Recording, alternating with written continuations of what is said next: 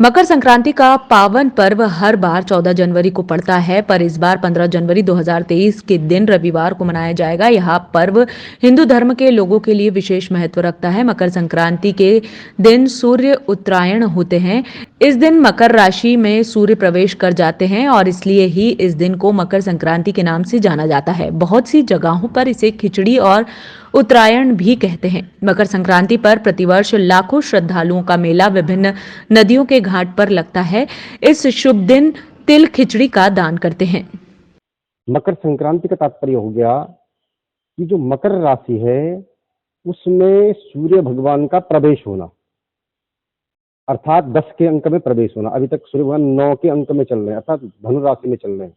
और मकर में प्रवेश कब करेंगे? आज रात्रि को 8:06 यहाँ के अनुसार, आज रात्रि को 8:06। तो पुण्यकाल कब मान्य होगा? सीधी सी बात है कि कल 15 तारीख को ही पुण्यकाल माना जाएगा।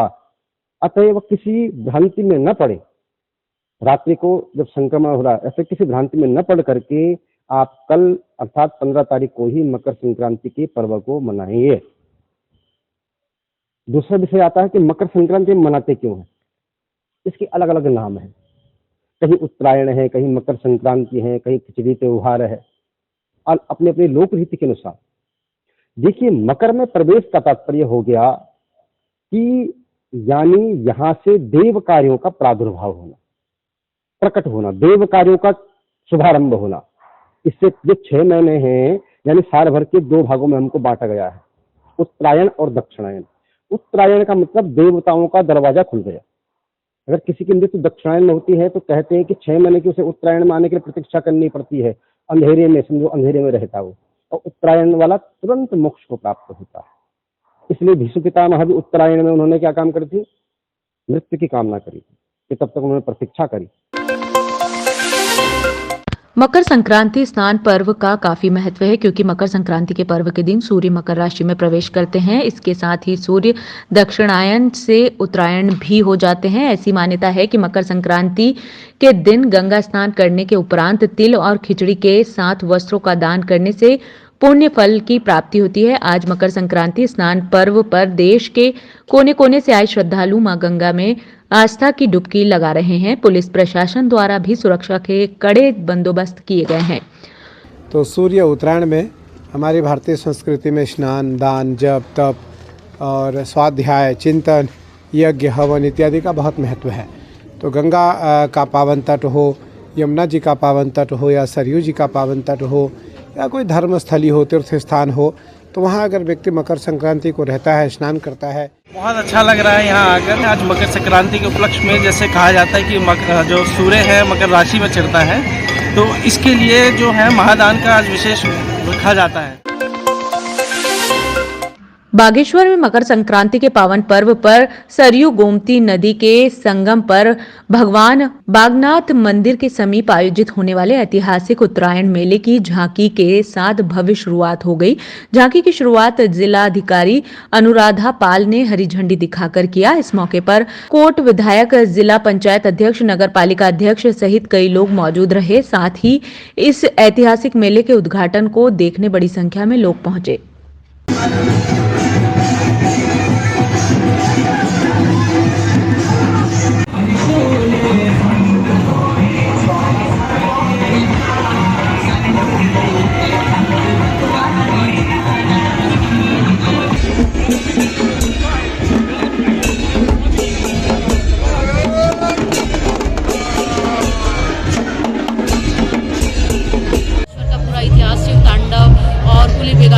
ये सारा इतिहास दर्शाया जाएगा लेजर शो के माध्यम से, तो आप सभी उसमें आइएगा। और आज रात को जागर, जैसे कि यहाँ की मान्यता रही है धार्मिक, उसके हिसाब से आज जागर होगा पूरी रात। और कल से फिर हमारा दिन में स्कूल और अन्य सांस्कृतिक दलों की प्रस्तुति, रात को स्टार नाइट्स की प्रस्तुति शुरुआत हो जाएंगी। इसके अलावा कल बैडमिंटन, राज्य स्तरीय बैडमिंटन टूर्नामेंट शुरू हो जाएगा, जिसमें हमारी अभी तक 200 एंट्रीज आ चुकी हैं। तो बहुत बड़ा नंबर है ये, और हम लोग इतना एक्सपेक्ट भी नहीं कर रहे थे, लेकिन उसकी तरह भी जिला प्रशासन और खेल विभाग पूरी तरह तैयार है। जनपद उत्तरकाशी के पहाड़ी इलाकों में बर्फबारी शुरू हो गई है। गंगोत्री, यमुनोत्री, हर्षिल, मुखवा धराली शाम से ही यहां पर बर्फबारी शुरू हो गई है। यहीं किसानों के चेहरे भी खिल उठे हैं क्योंकि बर्फ गिरने से सेब के बागानों के लिए बहुत ही लाभदायक मानी जाती है, क्योंकि इस वक्त सेब के लिए बहुत जरूरी थी। साथ में अगर हम बात करें तो इससे किसानों के साथ साथ जंगलों पर भी इसका बहुत अच्छा असर पड़ता है, क्योंकि बर्फबारी होने से पानी भी रिसाइकल हो जाता है, जिससे पानी की कमी नहीं होती है। जिस तरह पहाड़ों में सूखी ठंड चल रही थी, जिसके कारण अनेकों प्रकार की बीमारियां, खांसी, जुकाम हो रहा था, बर्फ गिरने से काफी असर पड़ेगा। कांग्रेस के पूर्व प्रदेश अध्यक्ष गणेश गोदियाल ने कई मुद्दों को लेकर प्रेस वार्ता की और सरकार पर जमकर हमला किया। कांग्रेस के पूर्व प्रदेश अध्यक्ष गणेश गोदियाल ने जोशीमठ आपदा में लोगों को हर महीने 5,000 देने पर आपत्ति जताई और सरकार की कैबिनेट को ढोंग बताया। सरकार की कल हुई कैबिनेट से हमें ये बहुत उम्मीद थी कि सरकार कैबिनेट की बैठक में महत्वपूर्ण फैसले करेगी और उस महत्वपूर्ण फैसले के तहत जोशीमठ के हमारे प्रभावित भाइयों की ये जो प्रमुख मांग है कि उनका कंपनसेशन बद्रीनाथ में जो कंपनसेशन दिया जा रहा है उसकी तर्ज पर हो। ये बड़ा मायूस करने वाला फैसला ये सुनकर कि कल की कैबिनेट की बैठक में सरकार ने इस आशय का कोई प्रस्ताव, सिर्फ ये बोलकर अपने फर्ज की इतिश्री कर दी कि जो वहाँ पर जो रेट चल रहे हैं अभी बाजार भाव चल रहे हैं, उस बाजार भाव के आधार पर बाजार भाव क्या होगा वो डिक्लेयर नहीं किया। तो सरकार ने गोल मोल बात की, इससे वहाँ के लोग मायूस हुए हैं। उत्तराखंड प्रदेश में चिकित्सा व्यवस्था दुरुस्त करने के लाख दावे सरकार करती हो, लेकिन आज भी आम जनमानस को सरकारी अस्पताल में इलाज मिल पाना बहुत ही मुश्किल है। किच्छा से सटे गांव गिदपुरी निवासी जवाहरलाल की किच्छा के सरकारी अस्पताल में इलाज के दौरान मृत्यु हो गई। परिजनों ने आरोप लगाया है कि समय पर इलाज में एम्बुलेंस न मिलने के चलते डॉक्टरों की लापरवाही से मरीज की मृत्यु हुई है।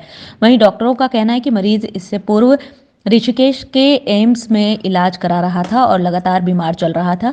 जब आज प्रातः परिजन उसे लेकर किच्छा के सरकारी अस्पताल पहुंचे तो वहां मौजूद डॉक्टर ने उन्हें रेफर कर दिया। वहीं रेफर के दौरान समय पर 108 एम्बुलेंस न मिलने के चलते मरीज को हॉस्पिटल में ही मौत हो गई।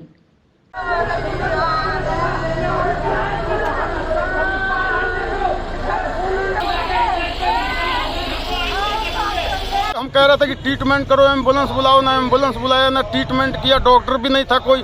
वो एक डॉक्टर आया, वो बाद में कह रहा है कि हटो हटो हटो बाहर निकलो।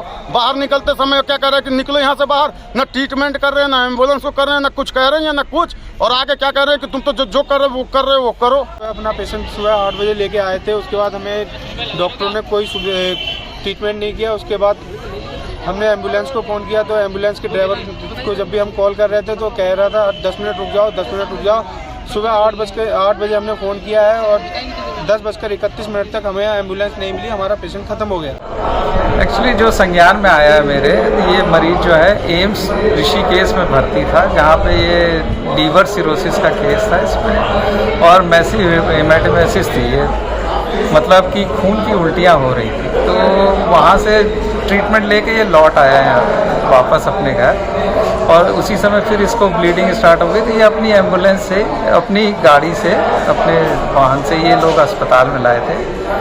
हमारी डॉक्टरों की टीम तत्पर थी यहाँ पर, उन्होंने देखा लेकिन यहाँ के बस का नहीं था। डॉक्टरों ने पूरा इनका इलाज किया और रेफ़र किया इनको हायर सेंटर के लिए।